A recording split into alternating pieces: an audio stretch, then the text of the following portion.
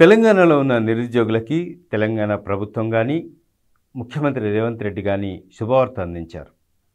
ఉన్నత అధికారులతో కలిసి ఆయన ఈరోజు మెగా డిఎస్సి నోటిఫికేషన్‌ని విడుదల చేసిన సందర్భం. సుమారు 11,062 ఉద్యోగాల భర్తీకి నోటిఫికేషన్ విడుదల చేసిన సందర్భం. మనం చూస్తున్నాం మొదటి నుంచి కూడా తెలంగాణ విద్యార్థి లోకానికి గానీ, తెలంగాణ నిరుద్యోగులకు గానీ కాంగ్రెస్ ప్రభుత్వం అండగా ఉంటుందని మొదటి నుంచి చెప్పుకొచ్చిన కాంగ్రెస్ పార్టీ నేతలు కానీ, ముఖ్యమంత్రి రేవంత్ రెడ్డి కానీ ఆ దిశగానే అడుగులు వేస్తున్న సందర్భం అయితే కనిపిస్తోంది. ఇక నిరుద్యోగాన్ని అంచెలంచెలుగా ఉద్యోగాలు భర్తీ చేస్తాము, నిరుద్యోగాన్ని పారదోలుతామని గతంలో చెప్పినట్లుగానే అందుకు తగ్గట్టుగానే అడుగులు వేస్తున్న సందర్భాలు కనిపిస్తున్నాయి.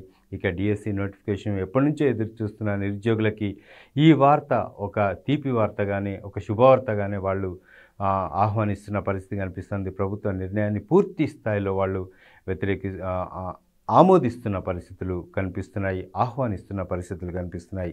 ఎందుకంటే నిరుద్యోగం గత ప్రభుత్వం మనం చూసాం, ఎన్నో సందర్భాల్లో నిరుద్యోగులు నోటిఫికేషన్లు వేస్తామని వేయకుండా తాత్సారం చేసిన పరిస్థితులు, ఎన్నో ఆందోళనలు, నిరసనలు కూడా మనం చూసాం. కానీ ఇప్పుడు 2 నెలలు పూర్తి చేసుకున్న కాంగ్రెస్ ప్రభుత్వం మాత్రం మెగా డిఎస్సి నోటిఫికేషన్కి ఇటు మార్గం సుగమం చేసింది, నోటిఫికేషన్ విడుదల చేసిందంటే ఇటు విద్యార్థి లోకంలో కానీ, నిరుద్యోగ లోకంలో కానీ ఒక రకమైన హర్షం వ్యక్తం అవుతున్న పరిస్థితులు అయితే కనిపిస్తున్నాయి. ముందు ఏ డిపార్ట్మెంట్లో, ఏ శాఖలో ఖాళీగా ఉన్నాయో ఆ శాఖకు సంబంధించిన నోటిఫికేషన్లు కూడా భర్తీ చేస్తామని ఏదైతే ప్రభుత్వం తాజాగా ప్రకటన చేసిందో ఆ దిశగానే అడుగులు వేస్తామనే అంశాన్ని కూడా ఈరోజు స్పష్టం చేస్తున్న పరిస్థితులు కనిపిస్తున్నాయి. ఇక ఒక కీలక మలుపు, ఒక కీలక నిర్ణయం ఈరోజు నిరుద్యోగుల పట్ల తెలంగాణ ప్రభుత్వం, కాంగ్రెస్ ప్రభుత్వం తీసుకున్న పరిస్థితులు కనిపిస్తున్నాయి. ఇందుకోసం రేవంత్ రెడ్డి ఒక కీలక అడుగులు వేస్తూ ఉన్నతాధికారులను అప్రమత్తం చేస్తూ